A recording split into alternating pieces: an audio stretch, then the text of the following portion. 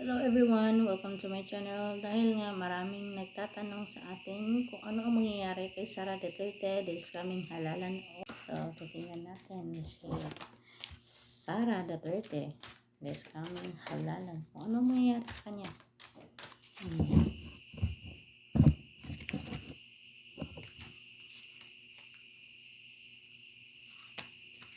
Uy, mapalad si Sara Duterte this coming halalan.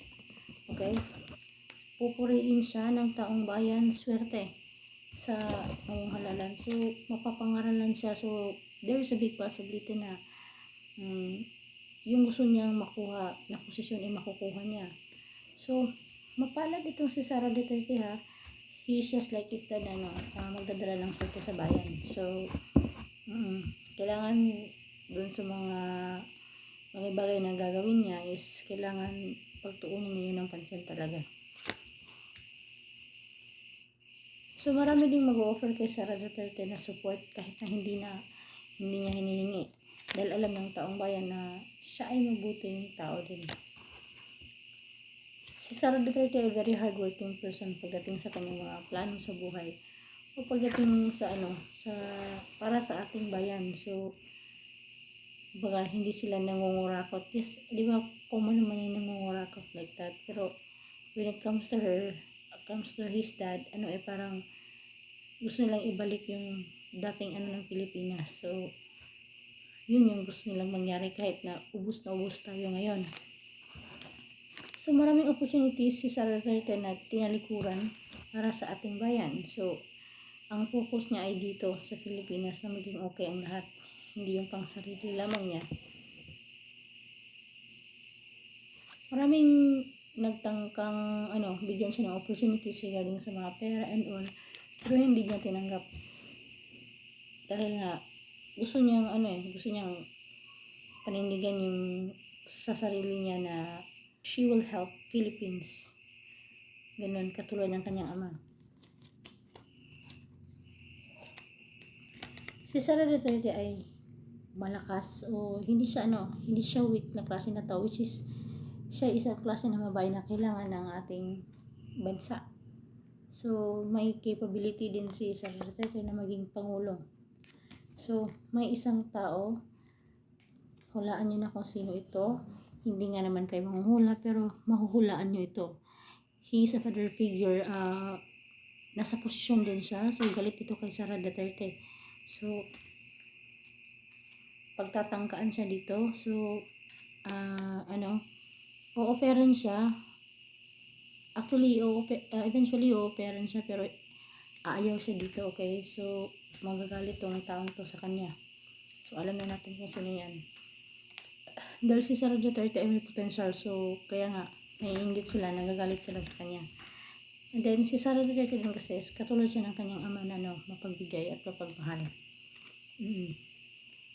Kung ano yung tatay niya, ganun din si Sara Duterte sa bansa. Not only sa bansa, pero even sa family member or sa pamilya nila. So, maraming pagtitipon-tipon, maraming matutuwang pamilya, okay, kay Sara Duterte dahil nga gagawin niya yung mga bagay-bagay na pinamis niya sa inyo or sa ating bansa. So, there is also a big transformation, may mga pagbabagong mangyayari sa buhay ni Sara Duterte. Siya din ay matutuwa. So, siya ay mapapangaralan. So, may possibility na magkatotoo yung sinabi ni Duterte na siya ang magiging susunod na presidente. Dahil maraming susuporta sa kanya. Kasi pinagpalit ni Sara Duterte yung ibang opportunities niya outside the politics para sa atin or para sa ating bansa. Para sa ikabubuti ng lahat. So, maraming chismis na kay Sara Duterte. Pero okay lang yan dahil normal yan sa kanila. So, immune na siya pagdating dyan. So,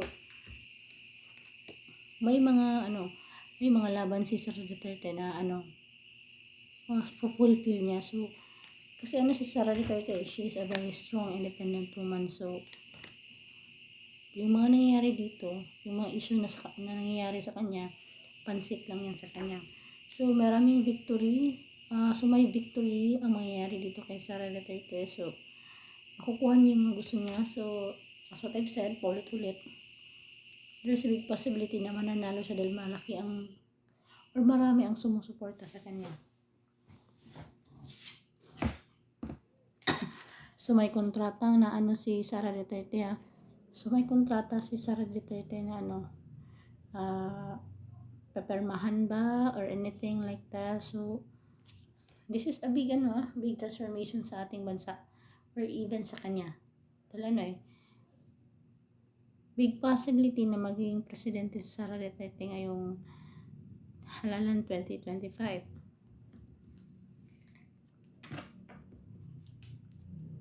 Kaya lahat ni Sara Duterte na na gawin ang mga bagay-bagay na ikakaunlad ng ating bansa din.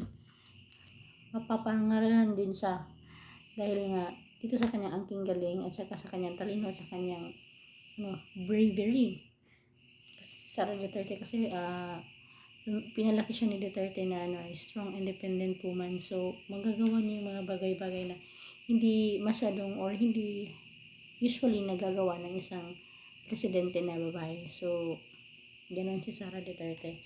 So binabasa ko lang dito kung ano nasa baraha. Hindi tayo dito na nagpabulan or nagsasabi ng kahit ano-ano dyan para lang may masabi. So ito talaga yung nabasa ko dito. And si Sara Duterte ay may pagka-materialistic kasi siya na tao regarding sa hindi sa luho niya but para sa bansa. So as what his dad did, ganun din yung gagawin niya. Ibibigay niya yung para sa taong bayan. Kasi ito yung gusto niya makuha ng taong bayan ang dapat sa taong bayan. So nag-iisip siya ng mga paraan ngayon na paano niya malusutan or nag-iisip siya ng mga paraan na kung paano niya ma-resolve ang kanyang problema this halalan. Okay? Kasi nga may promise siya sa atin, may gusto siyang gawin na para ikaunlad ng bayan, kagaya nga ng pinangako ng kanyang ama. So parang kumbaga gagawin niya yung hindi natapos ng kanyang ama. So nag-overthink si Sara Duterte ngayon sa sitwasyon pero hindi niya pinapakita yon. So may judgment na mangyayari kay Sara Duterte so marami siyang ma-receive na judgment which is mabuti. May good luck si Sara Duterte. So big possibility talaga na magwawigi siya this coming election. So maraming tutulong sa kanya kasi yung buong Pilipinas halos suporta na sa kanya buong mundo sa kanya nagsuporta, and then mas more na maging popular or mas lalakas si Sara Duterte dahil sa taong bayan na suporta sa kanya. And hindi lang yan, gusto din niyang ibigay yung para sa taong bayan again and again. Kasi parang gusto na yung makuha niya yung parang gusto niyang ibigay yung para talaga sa taong bayan. And also lakas yung spiritual growth niya, mag-pray siya sa taong bayan or for herself. Ganun siya. So may harmony and resolution si Sara Duterte. So si Sara Duterte kasi gusto niyang ibigay yung mga bagay-bagay na hindi nakuha ng taong bayan. Kasi that is also one of her inner child healing. So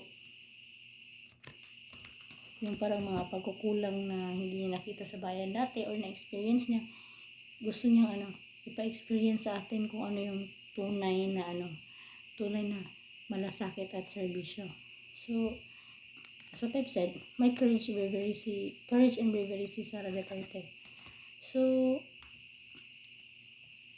universe talagang nagsasabi na this is for her, this is the right time for her. So yun nga, kaya nga lang kailangan tanggapin ito ng taong bayan and also her. So kailangan dito ng malawak na pag-unawa at forgiveness. Okay, so kailangan lang ng strength ni Sara Duterte and guidance pagdating dito. Kasi may composure naman si Sara Duterte tsaka ang love niya is holy. So so ibibigay talaga sa kanya yung mga bagay na gusto niya, parang smooth yung lakad sa kanya. And also kailangan lang din niyang i-cancel and release yung mga bagay-bagay na hindi nakakabuti sa kanya. Kasi si Sara Duterte nakikinig siya sa both side, either good and bad. Hindi siya makapagdalos-dalos ng desisyon niya. So maraming nagtatrader din kay Sara Duterte which is uso, family related or friends, parang ganung mga bagay.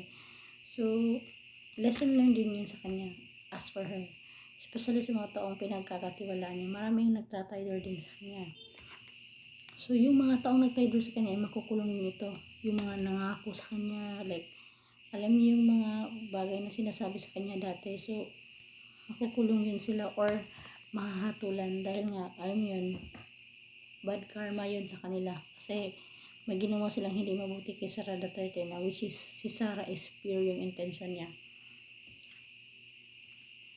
So, ano si Sara, mabuti yung mangyayari sa kanya this election. So, for more readings, please don't forget to like and subscribe for more videos. So, please don't forget to comment or suggest or anything sa akin kasi, it is a good feedback for me, anything you say. So, yun lang po. God bless. Bye.